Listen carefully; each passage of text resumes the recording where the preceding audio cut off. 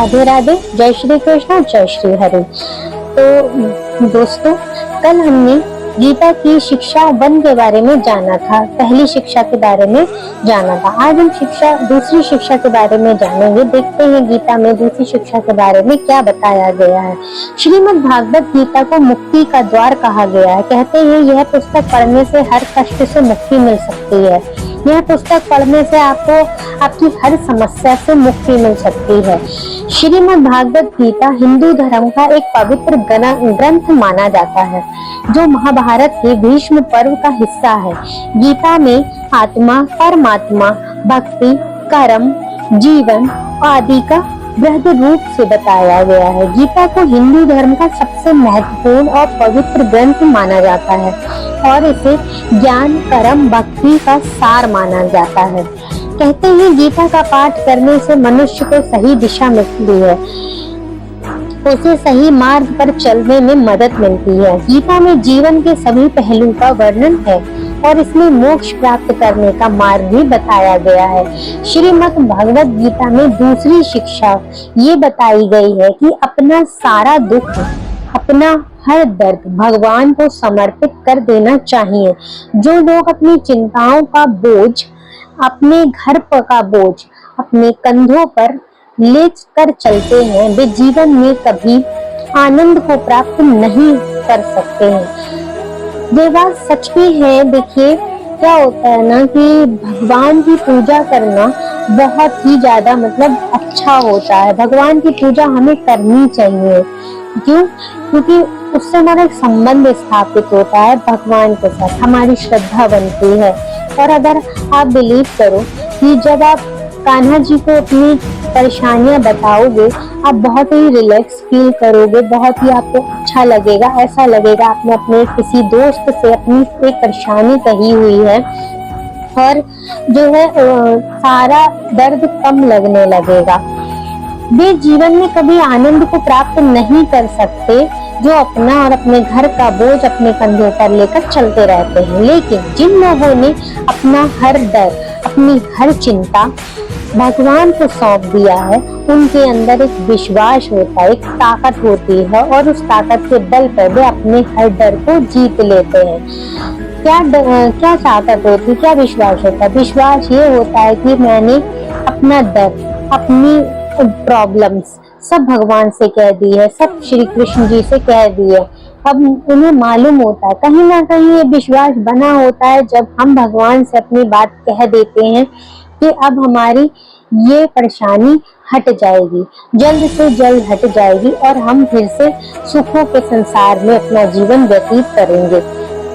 ये हमें एक बहुत ही ज्यादा विश्वास हो जाता है जब हम कहते हैं, क्योंकि हमें एक भगवान से जब हम कहते हैं तो हमें ताकत का अनुभव होता है। हमें लगता है कि हमने किसी पावरफुल इंसान से कुछ कहा है।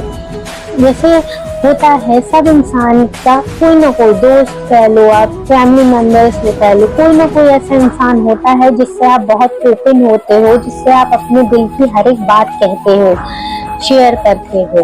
तो वैसे ही आप अगर भगवान को अपना सखा मानोगे तो वो भी आपको सखा मान कर ही आपके साथ वैसा बिहेवियर रखेंगे। श्री कृष्ण भगवान ने तो सबसे कहा हुआ है कि सखी की आज्ञा मेरे लिए बहुत महत्वपूर्ण है। वो राधा जी के लिए भी कहते थे और वो उनके लिए सखी सब एक बराबर है। पर राधा जी से तो वो प्यार करते थे, प्रेम करते थे। लेकिन ऐसा नहीं है। अगर कोई इंसान उनको अपना बच्चा मान के या फिर भाई मान के या जो भी आप मानना चाहो वो मान के उनकी पूजा करते हैं और उनसे अपनी परेशानी कहते हो तो कान्हा जी जरूर सुनते हैं, जरूर से। उनके अंदर एक विश्वास होता है, एक ताकत होती है और उस ताकत के बल पर वह अपने हर डर को जीत लेते हैं, अपनी हर चिंता को दूर कर देते हैं।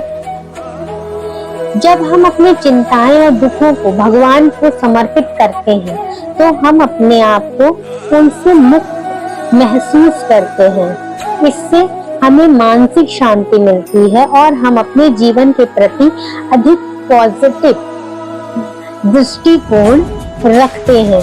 हमें ये याद रखना चाहिए कि दुख और चिंताएं जीवन का हिस्सा है। हम भूल जाते हैं कि हम मृत्यु लोक में हैं, हम इस मृत्यु लोक में हैं और यहाँ पे सिर्फ और सिर्फ हमें सुख प्राप्त हो ऐसा नहीं है। हमारे कर्म बहुत इम्पोर्टेंट है। हम अपने कर्म ऐसे रखते हैं, जरूरी नहीं है आप जान पूछ के अपने कर्म खराब करो, पर जाने अनजाने में हमसे जरूर कुछ होता है, कुछ ना कुछ। पर जो हमारी किस्मत में लिखा है वो हमें प्राप्त होगा, और जो हमारी किस्मत में नहीं लिखा है, कान्हा जी की पूजा करने से वो भी हमें प्राप्त होता है। अगर आप कान्हा जी की सच्चे मन से प्रार्थना करते हैं, सच्चे मन से भक्ति करते हैं, तो हमें वो भी प्राप्त होता है जो हमारी किस्मत में नहीं होता। लेकिन उन्हें भगवान पर समर्पित करने से हमें उन्हें सहन करने और उनसे सीखने की शक्ति मिलती है। ध्यान करने से मन को शांति मिलती है। कहते हैं कि ध्यान करने से मन को बहुत शांति मिलती है। ध्यान क्या होता है? मेडिटेशन। मेडिटेशन बहुत जरूरी है करना। मेडिटेशन में आपकी आत्मा परमात्मा से मिलती है और आप अपने सारे दुख उस समय भूल के सिर्फ कुछ भी नहीं करना होता है। आंखें बंद करके आप 10 से 15 मिनट सिर्फ आंखें बंद करके अपने अंदर की आवाज सुनिए। बहुत से थॉट्स उठेंगे लेकिन आपको बहुत अच्छा लगेगा। पहले के जमाने में भी लोग मेडिटेशन करते थे, पर उसको हिंदी में तपस्या बोला जाता था कि वो तपस्या कर रहे हैं, ध्यान कर रहे हैं। और भगवान के साथ संबंध बन सकते हैं। जब आप ध्यान करोगे आपका मन शांत होगा।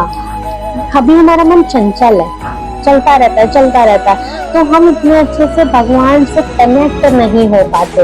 लेकिन जब हम ध्यान करेंगे, हमारे मन की जो विशुद्धियां हैं वो हमसे दूर हटेंगी, तो हम भगवान में लीन होंगे, भगवान हमसे मिलेंगे, हम भगवान से मिलेंगे। हम भक्ति करने से भगवान के साथ एक गहरा संबंध बनता है। और ये सच भी है, जब भक्ति हम करते हैं ना, तो भगवान से हमारा संबंध बहुत अच्छा, बहुत गहरा बन जाता है।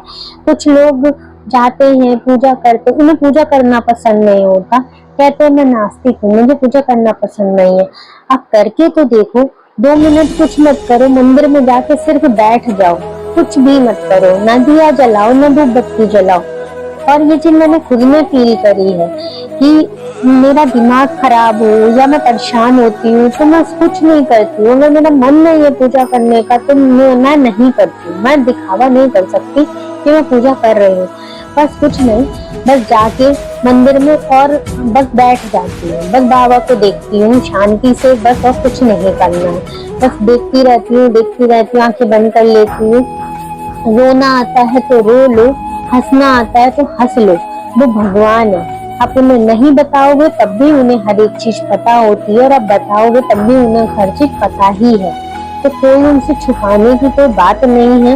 इसीलिए भगवान से अपने रिश्ते गहरे करें और उनसे पूजा करें। ये कलयुग चल रहा है दोस्तों, और कलयुग में लोग कहते हैं कि आगे चल के कलयुग में और ज्यादा बुरा समय आने वाला है। लोग आज के टाइम में रिश्ते नहीं बचे, लोग भगवान को नहीं मानते हैं, लोग पशु पक्षियों से नहीं प्यार करते हैं, लोग जानवरों को, कुत्तों को वगैरह को मारते हैं। अब देखो, एक तरफ लोग कहते हैं मैं महाकाल का भक्त हूँ, कुत्तों को कैसे मार सकते हो, वो भी तो उनके साथ में उनके वाहन है, भैरव बाबा का वाहन है कुत्ता, आप मारते हो। गाय को मारते हो। हमारे कान्हा जी का गाय कितना प्यार करते हैं हमारे कान्हा जी हमारी गायों से, कैसे आप मार सकते हो।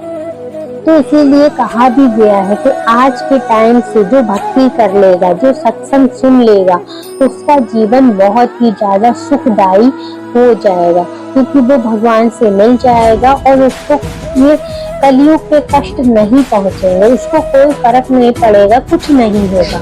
लेकिन आपको जो है वो करना पड़ेगा। आप लोग नहीं करोगे तो कोई कुछ नहीं कर सकता है। तो मेरी आप लोगों से विनती है कि प्लीज भगवान को माने, उनमें ध्यान लगाएं। कुछ नहीं कर सकते, कुछ मत करो, बस थोड़ा 2 मिनट का टाइम निकाल के भगवान के आगे तो बैठ सकते हो। भगवान से बड़े आप कभी ना हो पाए हो, ना होगे, चाहे वो कोई भी धर्म हो तो कोई भी जात हो। तो राधे राधे दोस्तों, जय श्री कृष्णा। मेरे चैनल को सब्सक्राइब कर लीजिएगा, लाइक करिएगा, कमेंट करिएगा। Thank you very much.